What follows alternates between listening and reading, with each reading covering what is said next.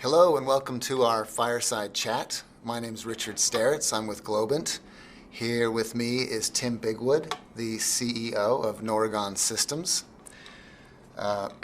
Some folks from the audience might recognize our companies and others may not. So Tim, why don't you introduce yourself and introduce Noragon Systems for us, and I'll follow suit with Globant. Great. Thank you, Richard. Appreciate you having me here.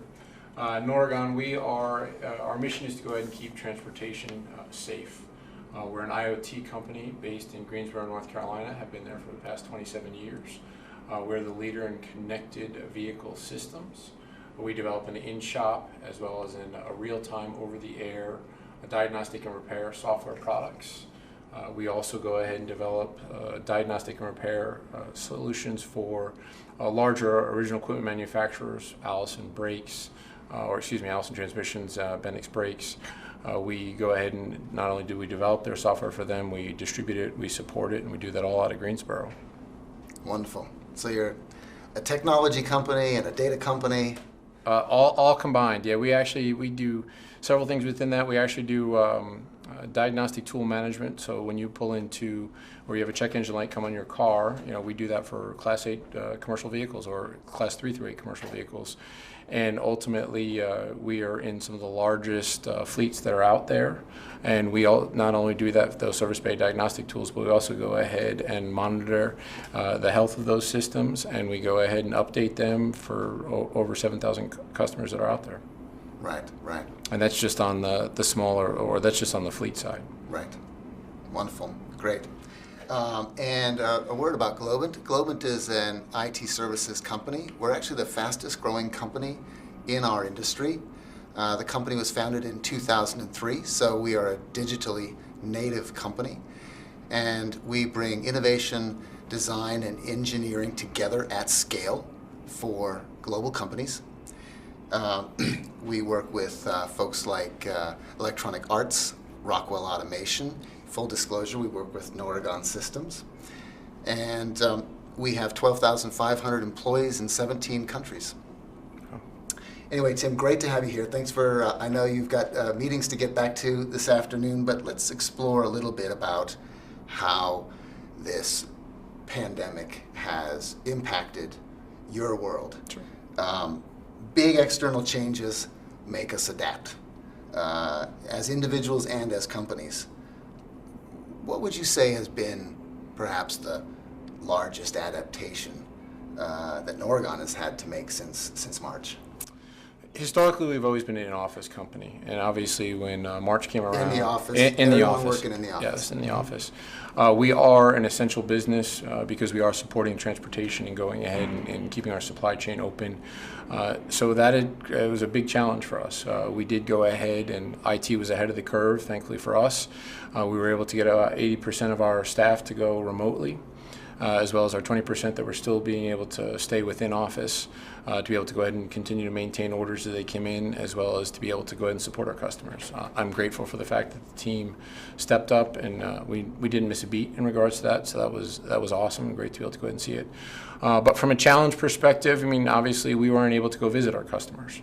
And so we, remote selling, we saw some of our customers actually be able to adapt or be more open to being able to see things remotely than they had in the past. So our sales force was required to be able to go ahead and give a lot more external demos. Obviously that helped us a lot from a perspective of, as opposed to someone getting in their car or driving in there or getting on an aircraft, they were able to hit more customers in a short period of time, so that was great for us. I will say also that we are very project driven, and so since we were really able to give clear guidance, then people knew what they were working on. And we're grateful for the fact that next week we'll be releasing JPro 2020 V2, which is our in-shop solution, and it's pretty much the largest release we've ever had from the software development side. So the team met the requirement, and they were able to go ahead and deliver in spades, and we're grateful for that, and we're excited to see what the fruits of the labor is going to be. Wow, amazing. Maybe tell just in a nutshell, what does J-Pro do? So in practical terms, if you have a check engine light come on your vehicle, you go ahead and take that to your dealership or back to your service side. What we do, and again, as we're in a lot of the larger fleets that are out there, smaller fleets, as well as independent repair stores or repair shops that are out there, and several individual owner-operators, if they have a check engine light come in their car or they're bringing their vehicle in for preventive maintenance, J-Pro will go ahead and connect, and we look at the vehicle holistically. A lot of the other original equipment manufacturer tools just look at the components. They'll just look at the engine systems, look at the braking system, the transmission systems. We look at the vehicle holistically. So we can go ahead and pick up where there may be an issue that ultimately, if you're focusing on the engine, it may be another part of the wiring system that we're able to go ahead and be able to pick up. So we differentiate ourselves that way in being able to really give that holistic diagnostic and really look at things kind of from a complete standpoint. All too often you see vehicles come in, they only go ahead and fix one item based upon what the driver feedback was, and they let that vehicle go back on the road with a fault, which means that it'll go ahead and be sidelined, whereas we're able to go ahead and complete that entire repair. And so that really helps the fleets be able to go ahead and maintain their service level agreements with their customers. Right, right. Okay. Let's switch and kind of look ahead a little bit.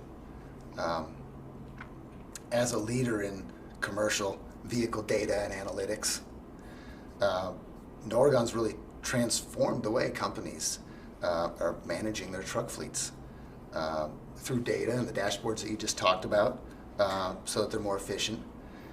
How do you feel the second half of this year is a further enabler of transformation in this industry? From our standpoint, we could not have, and obviously it is a horrible situation that's out there, but we have a great spot to be able to go ahead and release our latest products, Trip Vision Uptime. What we're able to do within a real-time perspective is give fleet managers an in-depth look, an all makes model look into what their vehicles are, what the health and safety of those vehicles are. In the event that they have a check engine light come on, in the event they don't have a check engine light come on, they're able to go ahead and alert that driver right away and be able to get them to either pull off to the side of the road. They can go ahead and be able to take or route them to one of their repair locations. At the repair location, they can make sure that they have the qualified technician to be able to address the issue, as well as if there's parts on hand to be able to go ahead and require with that. So it really gives them the opportunity to be able to stay ahead of the curve. Another challenge we're seeing is Class 8 vehicles are down tremendously in Q2. It's almost 40%. So you're going to see vehicles... We're talking about new sales down? New sales down. Okay. And so fleets aren't going to go ahead and have new vehicles. Obviously, when you have an older vehicle, it's going to get more wear and tear. Mm-hmm. And the faster that you can go ahead and solve a problem, then you're able to go ahead and keep that out on the road and really prevent the catastrophic side of the house. And you talk about data, one of the new products or the opportunities within Trip Vision Uptime is that we really able to give predictive faults. So before you get to that catastrophic fault, there will be some indicators along the line. And that product goes ahead and brings it up and makes them aware of the fact that, hey, this is going to happen. So again, it speeds up that repair and keeps those vehicles on the road and the supply chain open. I mean, that's what everyone needs right now. You really want to make sure we go ahead and maintain that. And one of the other things we're also able to do is we can do bidirectional tests, or we can do bidirectional systems if they need a remote regen, where some of the fleets that are domiciled locally, meaning all they do is they leave their parking lot in the morning, they drive, stop multiple stops, and then come back. They're not able to run those regens because they're not getting up to speed.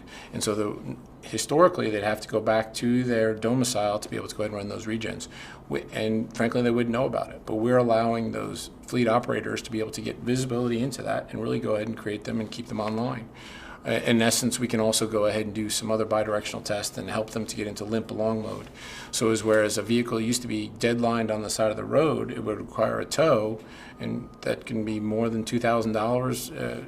We're able to go ahead and get them in kind of limp home mode, where they're going 3 to 5 miles an hour to be able to go ahead and get home. But again, it prevents fleets from having to go ahead and pay for that. So, and it also gets their asset back to where they need it to be. So, even greater need for what you do in the second half of this year. We're in violent agreement. We definitely think that it's going to see a lot of this. And with Trip Vision being out there right now, we're hearing a lot of positive feedback from the trucks the fleets that are utilizing it currently. Great, fantastic. Changing gears for a minute. No pun intended. No pun intended. Let's talk about the cultural impact of this pandemic for employees at Norgon, and also especially for you as a leader of the company. Did you have to make some internal changes or practices, policies, or did you have to implement some technology to enable for everyone to remain efficient and feel connected? So culture is key. I mean, I think, and you really test a company's culture when you're put into crisis mode. And again, I think that the team did a great job being able to go ahead and do it. Again, as I mentioned, IT being ahead of the curve, we're able to use Teams. And ultimately, given the fact that we're so project driven, everyone was able to go ahead and communicate with each other. They were able to get the right people that they needed in time. So they were, we were focusing on really going ahead and continuing to deliver and keeping people busy and focused on the work as opposed to really kind of what's word on the outside. I think Bill Hathaway, our owner, has done a great job over the 27 years of really creating a solid culture. And again, as I said, the team absolutely stepped up. On a personal standpoint, I thoroughly enjoy getting out and being able to go ahead and see. We've got 3 facilities, and being able to go in, meet people, say hello, ask them how they're doing, figure out what's going on within, from a product standpoint, be able to physically touch them, so to speak, within that standpoint. And that has been a challenge. It's required all the executive team. Because there's less of that. Correct, yeah, you're not getting out. Yeah. And, frankly, respecting social distancing, not putting people in an uncomfortable aspect of it. So we've, as an executive team as well as on the management team, we've done a lot better or a lot more of interacting with people remotely. So it's a lot more individual phone calls, individual chat sessions, personal emails, to not only check up on the professional side, but also on the personal side to try and make people connected. Because again, we are an in-office company, and we've gone ahead and used to have a lot more serendipitous engagements, and trying to be able to maintain part of that has been a focus that we've been able to do. Thankfully, we were able to bring the majority of the staff back, all of the staff back, about 6 weeks ago. So we're able to, we are prepared in the event that we have to do something else, but we've been thankfully not negatively impacted from a health standpoint, and the team's doing great. You mentioned serendipitous interactions, I think, and that's a great word, because it segues into my next question about innovation. Okay. Satya Nadella from Microsoft is saying digital transformation got accelerated with this crisis. He sees 2 years of transformation happening in just a couple of months. And how do you continue to innovate these serendipitous moments? So how do you continue to innovate when it's not only a priority, but maybe even a necessity for survival today? Again, coming back to the fact that we were very excited about the release of TripVision Uptime. We think that's an awesome innovation to be able to demonstrate. We knew coming to the market it was great to do it. We saw people going ahead and adapting, and frankly, we saw people in the past not necessarily as excited to look at other opportunities, thinking they had everything they needed, but now looking at other products that are out there and really going ahead and starting to embrace technology with that part. The other problem we tried to go ahead and resolve for companies was our Next Step Repair product that ultimately gives step-by-step guidance on how to be able to go ahead and resolve issues. The diesel technician market is tremendously short of qualified technicians, and what our product does is really give those C-level technicians the ability to be A-level technicians. We made that product free. We ultimately, although we had just released it, we went ahead and gave it out to all of our existing customers for them to be able to say, listen, here it is, try it. I know in the past you may have you were going ahead and thinking you had everything you needed, but this really just makes your job easier. And that really gave people the opportunity to go ahead and see it. And frankly, we've seen a great embracement from it. More and more customers are asking for it. And again, it just validates some of the things we've been doing out there and how we have to continue to go ahead and innovate, because there's a lot of other opportunity that we see within that, or from a personal standpoint, when you look at just different technologies where people get more concerned with no-touch pay. And so there are tremendous holes within the market that are still ripe for disruption, and for other people to come in and be able to do it. I think it's paramount. And you look at it, for people are more and more willing to go ahead and embrace it, whereas in the past they would kind of give it a second glance. Right. You mentioned giving this away for free to your customers. Is that something because of the pandemic, or is that just strategically a decision completely independent of what's going on these last few months?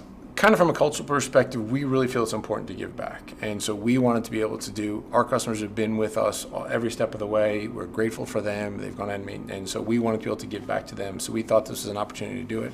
And we sponsored a Feed the Trucker campaign in support with one of our other partners that were out there to ensure that we gave back during this time period. We knew, everyone's suffering, and whatever we could be able to go ahead and do to try and mitigate that as much as possible, that was something that was important to us, and ultimately something we were able to go ahead and do. That's awesome. We're all in this together, and it's great to hear stories like that. That's fantastic. And also, does that tie into innovation as well? Because do you feel that your close connection with all of your customers helps, and really understanding and knowing how they're using your products or what other problems they're facing helps you continually fill your innovation pipeline? We are continually talking to our customers. Obviously, if we build products that no one's going to buy, that's a problem. And we also want to go ahead and maintain our stickiness. And it is paramount for us to be able to go ahead and engage them and get their feedback. We want to make sure, and frankly, the enhancements that we're putting in JPro V2 or 2020 V2 are a direct result of what the customers are asking for. And we're able to go ahead and expand on what their needs are, help them to better service it. And it comes back to the fact that you're going to have older vehicles on the road going into the future. How can you give them the maximum to be able to go ahead and so that they can deliver to their customers? And we do a very good job, in my opinion, to be able to go ahead and engage those customers. And we want to continue to go ahead and talk to them and facilitate that. To your point, they're partners, and we want to be able to help them to go ahead and drive our product roadmap. They are very much involved in that part of it. I know, because we know each other, that you have a military background, and so that's something that you're passionate about, in bringing innovation to our armed forces. Very much so. How does Norgon help in that way? So we actually help in a couple different ways. If you look at a lot of the majority of the tactical wheeled vehicles that are out there currently are just put together with commercial parts. They have a certain engine, they have a certain commercial transmission, and they have a certain braking systems that are out there.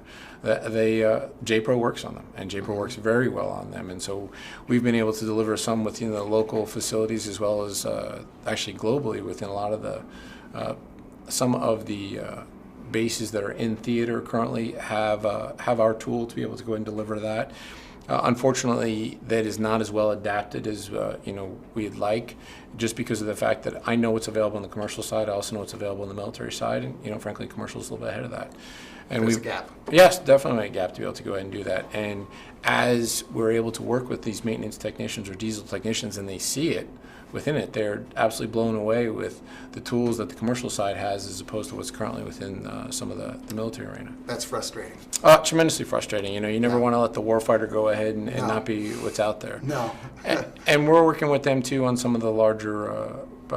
We're doing some data logging systems for other tactical wheeled vehicles, so that they can then take that data, offload it, and be able to analyze it based upon some of their issues. And that is moving along. Obviously, COVID hit, so there's been a little bit of the military's not allowed to travel, and so that's been a little bit of a challenge. But we're getting feedback. We continue to go ahead and engage with them, and helping them, and the military in particular, being able to get that. I think it's something that it's out there. Why not? And we're excited to go ahead and see what's going to come for the rest of the year. Yeah. Well, tough problem to solve, but glad that Norgon is helping in we're in excited that way. to do That's it. awesome. That's awesome. So you told everyone that Norgon's been around for 27 years, and you've been there for just over 5 years. Just over 5 years now. What is what is the do you feel that there has been a significant change in the company in the time you've been there, or in the last 5-10 years? Growth. I would say we continue to go ahead and grow. We continue to go ahead and add different original equipment manufacturers. They're asking us to go ahead and take on their tool development.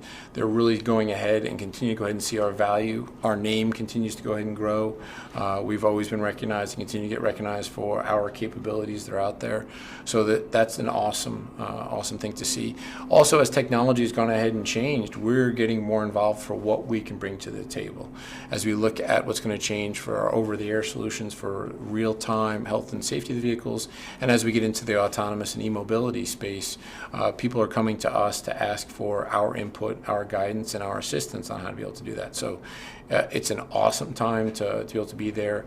Obviously, as data becomes more and more prolific out there, we're part of that, and that's a great thing to be part of. And so, yeah, we're very excited about it. And like I said, it has absolutely just been growth and continues to go ahead and grow. That's awesome. And your industry has transformed tremendously in the last decade, right? Correct. I mean, it's all about technology and software and data today. Yeah. And we're going to see that's going to continue to go ahead and do that. A lot of the larger original equipment manufacturers from the truck side are teaming up with Silicon Valley and teaming up with other technology companies to be able to start working on the autonomous solutions that are out there, so that at some point in time, maybe in the not near to distant future, that you may look off to your left and right, you may see a truck with no driver. Right. And that is something that is getting thoroughly tested in the southwest quarter right now. It's Arizona, Colorado area. They're starting to run a lot of those tests, but I haven't seen one here in North Carolina. No, not yet. But yeah, there's a lot of legislation that they're working on trying to get those out there. So yeah, we're excited to be part of that, and we definitely see that that's going to continue to go ahead and change. Fantastic. Tim, this has been a lot of fun. We've covered a lot of ground. What else do you want to share with peers and colleagues here today? Have I not asked you something that's exciting that you'd like to share? On a personal note, one of the things that we did from Oregon to go ahead and be able to engage those kind of remote employees, I know culture being a big thing, ultimately our HR staff went ahead and reached out directly to our employees and really see what people are doing during the quarantine time. So, you know, did they learn anything interesting? Did they learn any sort of new tool? Did they go ahead and do any new house projects? And so we'd be able to create a competition. And that really helped engage employees, because in the past we had gone ahead, we had our sports tournaments, you know, whether it be cornhole or ping pong. We'd had our food truck events. We had that, so where people were able to go ahead and gather. This gave the remote sense of being able to go ahead and gather. And then our marketing team also went ahead and engaged with employees and doing virtual chat sessions, very similar to this. Gave 5 to 15 minutes of who are you, what are you doing, how are things going, what's your role here at Oregon, and allows that human interaction to kind of come back to the part. And I think that, again, speaks to the culture and really helps to bring people back in and know that they're still cared about. And I think that is something that we definitely did to differentiate ourselves, and it was a great aspect of it. But in closing, I'd really like to just say thank you. Thank you to the truckers that are out there keeping that supply chain open. Yes. Thank you to everyone on the medical side. The food preparation and everything else, and grocery stores that are out there to help that. I think there's been tremendous resilience. Again, to your point, we're all being in together, so we're definitely grateful for that. We tried to do our piece and continue to go ahead and try and do our piece there. And I've just been ecstatic on the fact that most important thing that we go ahead and continue to work on is don't stop trying to work the problem. You see the problem, don't stop trying to work that. And, as we continue to go ahead and do that, not only as a company, but as a country, that's going to be just going to yield tremendous benefits for us. I know that's something you're passionate about, and that is a great way to finish off our conversation. Thank you so much, Tim, for coming in for our fireside chat. Tim Bigwood, Oregon Systems CEO. Thank you very much. This fireside chat is now over, and this also ends day one of the conference. So tomorrow at 10 a.m. Is the start of day two. Hope to see everyone tomorrow. Thanks.